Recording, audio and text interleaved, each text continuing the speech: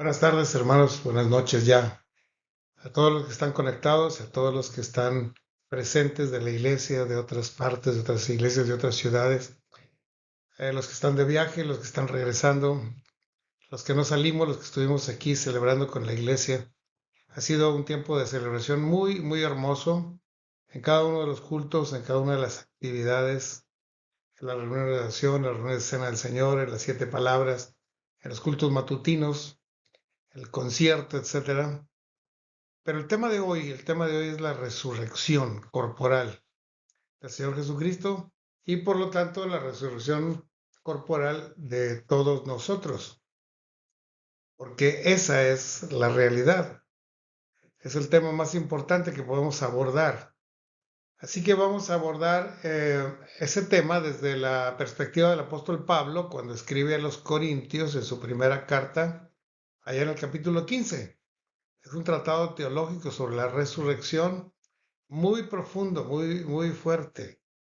Y todos los cristianos debemos conocerlo con seguridad, porque representa nuestra resurrección futura y el destino eterno de nuestras almas y de nuestros cuerpos. Así que les invito a leer conmigo aquí lo que dice 1 Corintios 15. Dice así: mas ahora Cristo ha resucitado de los muertos y es primicia de los que durmieron. Porque por cuanto la muerte entró por un hombre, y también por un hombre la resurrección de los muertos. Porque así como en Adán todos mueren, también en Cristo todos serán vivificados, pero cada uno en su debido orden. Cristo, las primicias. Luego los que son de Cristo en su venida. Y luego al fin, cuando entregue el reino de Dios al Dios y Padre, cuando haya suprimido todo dominio y toda autoridad y toda potencia, porque preciso es que Él reine hasta que haya puesto a todos sus enemigos debajo de sus pies. Y el postrer enemigo que será destruido es la muerte, porque todas las cosas las sujetó debajo de sus pies. Y cuando dice que todas las cosas han sido sujetadas a él, claramente se exceptúa a aquel que sujetó a él todas las cosas, al Dios Padre. Pero luego que todas las cosas le estén sujetas, entonces también el Hijo mismo se sujetará al que le sujetó a él todas las cosas, para que Dios sea todo en todos. Así es, hermano. Ese es más largo, el capítulo 15. Si quieren leerlo al final ustedes todo, les convendría mucho.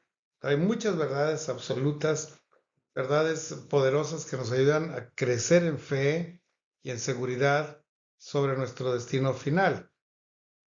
Estamos hoy celebrando la resurrección de Cristo Jesús, que es el milagro de los milagros.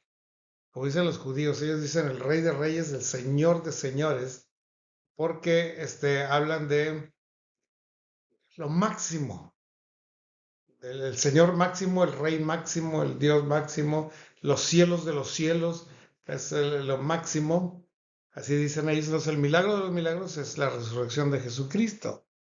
Todos los demás milagros son pequeños comparados con la resurrección del Señor. Es el suceso más importante en la historia de la humanidad.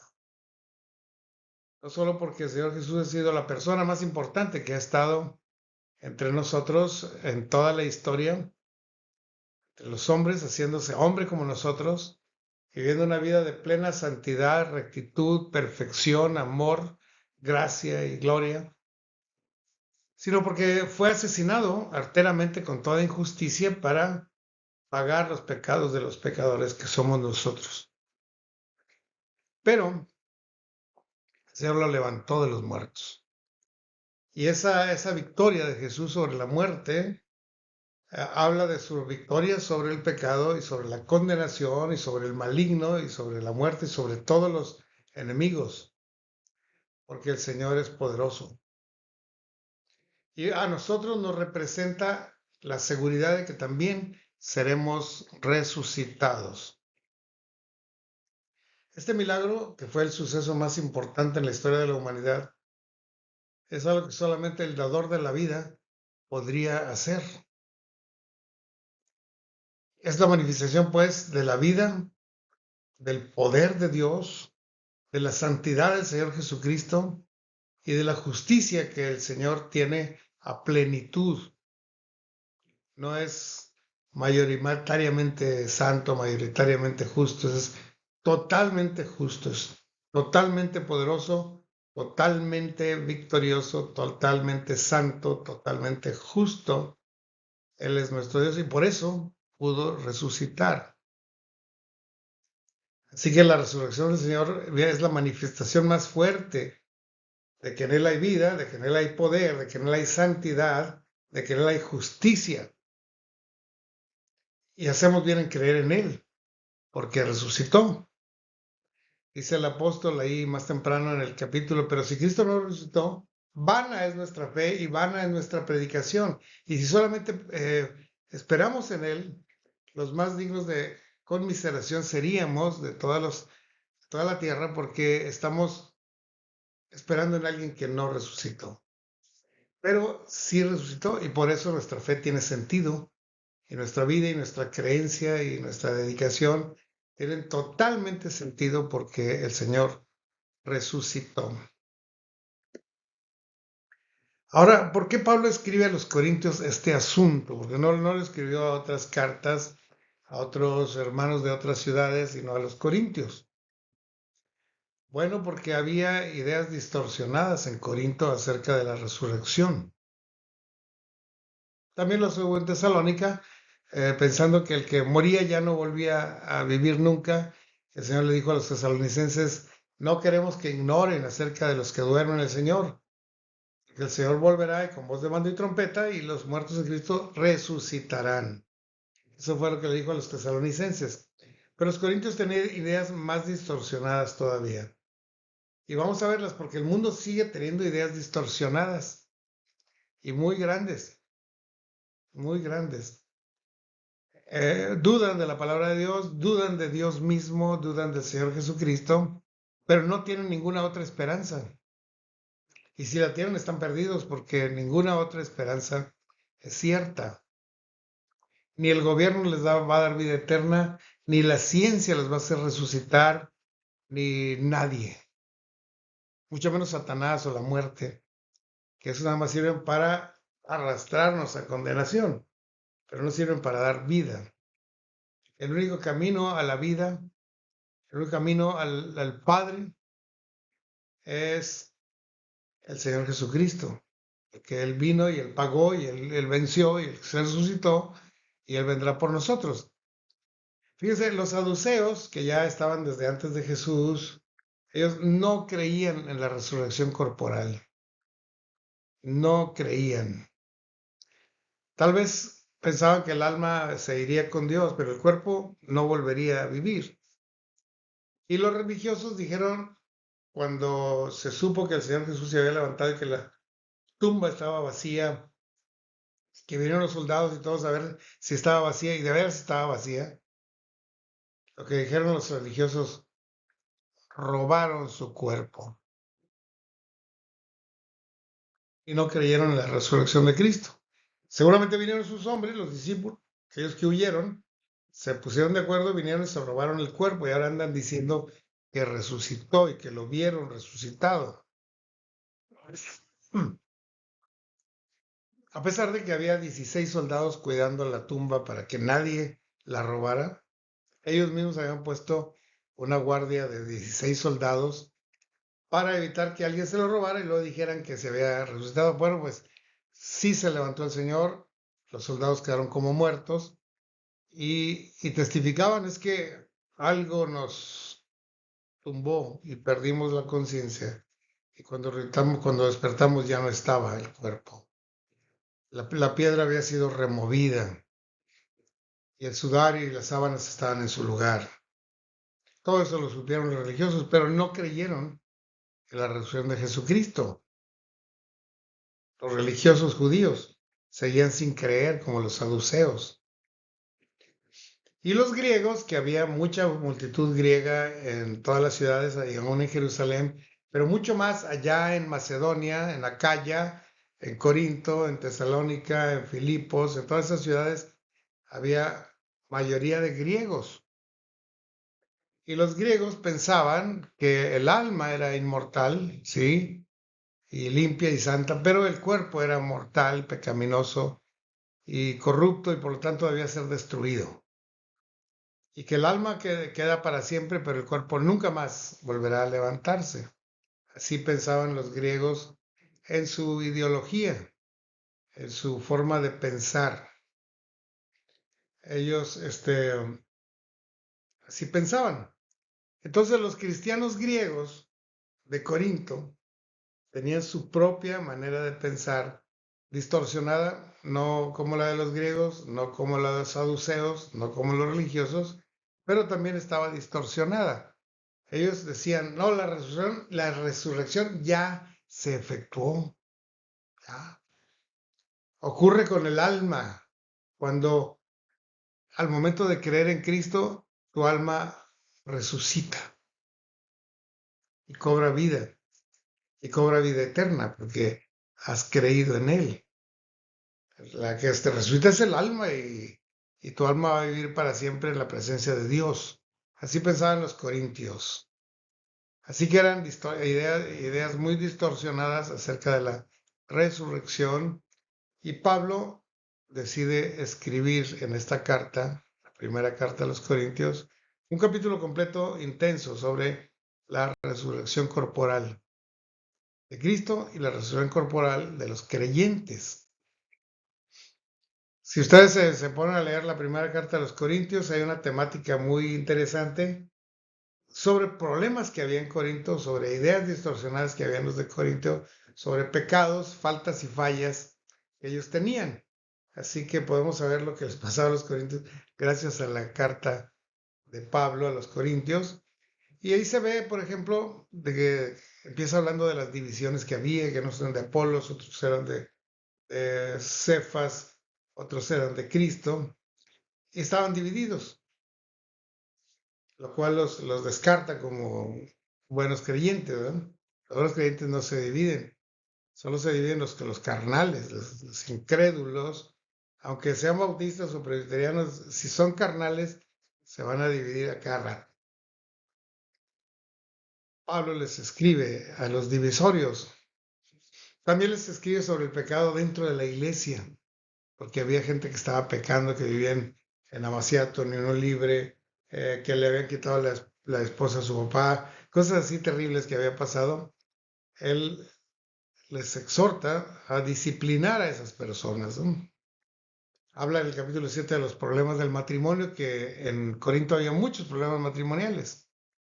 No como ahora que también los hay, ¿no? Pero los había. Y dedica el capítulo 7 para este asunto de los matrimonios.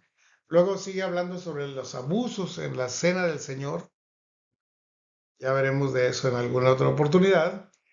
Y habla también de los abusos en el ejercicio de los dones espirituales, de los dones de lengua, los dones de interpretación y otros dones, a los cuales se le daba tanta importancia que causaban división y crítica entre los hermanos, de manera que en el capítulo 13 les habla del amor. Tengo lenguas y dones y todo eso, pero no tengo amor, de nada me sirve. Así que Pablo habló sobre todos estos problemas y al último, en el capítulo 15, habla de la resurrección corporal de los creyentes, porque también era una falta que ellos no entendían.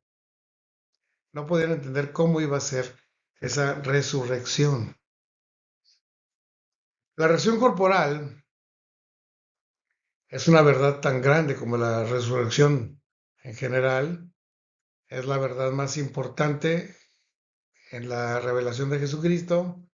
Es la esperanza más grande que los cristianos podemos tener, que vamos a resucitar. Así que es un tema que debe estar claro en nuestra mente y en nuestro corazón y en nuestra proclamación y en nuestra enseñanza. No debemos tener duda alguna, porque el que duda es semejante a las olas del mar, que son llevadas de aquí para allá con todo viento de doctrina, y no piense pues tal hombre que recibirá cosa alguna del Señor. Aquí es donde menos dudas debe haber, en la resurrección de Cristo y en nuestra resurrección. El Señor Jesucristo resucitó corporalmente. tal manera que lo vieron y lo tocaron. Las mujeres abrazaron sus pies y luego Tomás y otros metieron sus manos en los costados y en los orificios de las manos y lo vieron comerse un pescado con miel. Era un cuerpo verdadero, no era un espíritu, no era un fantasma, no era la pura alma volando, era un cuerpo que el Señor levantó de los muertos. No tenía él necesidad de quitar la piedra. Él podía atravesar la piedra y el muro y la roca, podía atravesar, pero más bien quitó la piedra para que la gente, los soldados, los discípulos, las mujeres, pudieran ver hacia adentro y darse cuenta de que la tumba estaba vacía. El cuerpo no estaba más muerto, había resucitado. Entonces la resucitación, estamos hablando de algo corporal. Esa es la verdadera resurrección. Es cierto que el alma no muere, sí, pero el alma sola no tiene forma, no tiene aspecto. Se necesita un cuerpo donde viva el alma. De hecho, cuando el cuerpo se acaba, la persona muere. Así que es necesario un cuerpo para estar en vida eterna. Ahora, el Señor fue el primero en resucitar de esa manera. Ya había resucitado Lázaro, el hijo de la viuda, y gente así. Talita Kumi, la hija de Jairo, había resucitado, pero habían resucitado para volver a morir después. Resucitado en gloria, solamente el Señor Jesús, que resucitó con un cuerpo glorificado, cuerpo capaz de viajar de un instante a otro sin necesidad de un avión o de un medio de transporte, un cuerpo capaz de comerse un pescado con miel y un cuerpo capaz de atravesar los muros, estando las puertas cerradas, un cuerpo capaz de subir al cielo, sin necesidad de una nave, de un helicóptero. Él puede ascender porque su cuerpo está glorificado. Y Él es el primero en resucitar a gloria. Luego nosotros, cuando el Señor venga, los muertos en Cristo resucitarán primero, en un cuerpo glorificado, que puede subir, volar, llegar a las nubes y encontrarse con el Señor Jesús. Y no quemarse al acercarse al Señor, porque el cuerpo está glorificado y está inmortal y está no contaminado, está incorruptible e indestructible. Así que eso pasará cuando el Señor venga por su iglesia, que no falta mucho. Y los que estemos con vida, que no hayamos muerto antes y que estemos con vida, entonces en un instante, en un abrir y cerrar de ojos, nuestro cuerpo será transformado para que esto mortal se vista de inmortalidad, para esto corrupto se vista de incorrupción, que tengamos un cuerpo con el cual podamos acercarnos al Señor Jesús en su plena gloria y en su santidad y en su todo poder. Así que hermanos, esta es una verdad bien grande que el Señor quiere que entendamos y comprendamos. Después van a resultar todos los demás para juicio, cuando el Señor entregue el reino al Padre, en ese orden. Pero el hecho de que el Señor Jesús haya resucitado es nuestra garantía. Nosotros seremos también resucitados con Él. Dice el canto 460, porque Él vive, ¿se acuerdan? Porque Él vive, viviremos nosotros también. Así que podemos tener esa seguridad, la promesa de las promesas, el milagro de los milagros, del Rey de Reyes y Señor de Señores, que reina en los cielos de los cielos y que quiere llevarnos para que donde Él está, nosotros también estemos. Vamos a orar. Señor, gracias por tu palabra, gracias por tu victoria sobre la muerte, gracias por tu resurrección, porque quisiste que nosotros lo supiéramos, pueblo, y que estuviéramos tranquilos de que tú estás con nosotros y que tú nos levantarás en el día postrero y que vas a venir por nosotros, para que donde tú estás, nosotros también estemos.